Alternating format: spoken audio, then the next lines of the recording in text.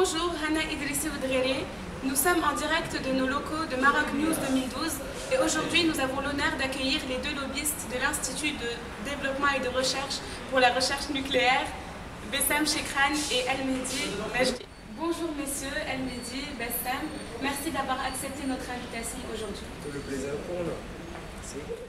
Votre institut, l'Institut marocain de développement et de recherche nucléaire, est parmi les novateurs d'Afrique.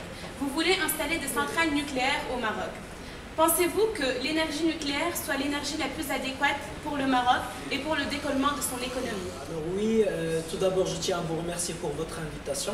En ce qui concerne votre question, notre institut, nos chercheurs et scientifiques ont assisté à plusieurs séances publiques, notamment la première où il y avait le mot du chef du gouvernement. Celui-ci, il était assez clair. Nous voulons développer l'économie de notre pays et ceci en se basant sur l'énergie nucléaire et sur l'énergie renouvelable.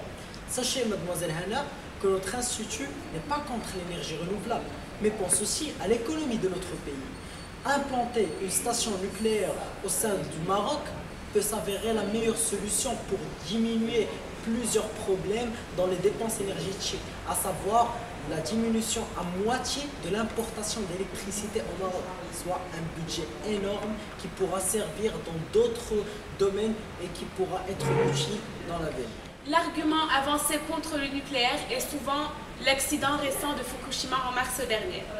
Le nucléaire a une principale défaillance, c'est en cas d'accident. Quelles sont les alternatives que vous proposez et pensez-vous que les principes de précaution et de responsabilité doivent être mis à côté pour le développement du pays? Le Maroc a une chance inestimable parce qu'il pourra s'imprégner des expériences d'autres pays, notamment celle de la Russie, qui est des constructions anti-radiation nucléaire. Comme alternative au uranium 235 qui produit des déchets extrêmement toxiques pour l'être humain, on a trouvé la solution qui est le thorium, dont on dispose de 10 000 ans de réserve. Donc le thorium se trouve sur la Lune et le thorium seul peut produire l'énergie nucléaire, le fioul, le charbon et le solaire en même temps.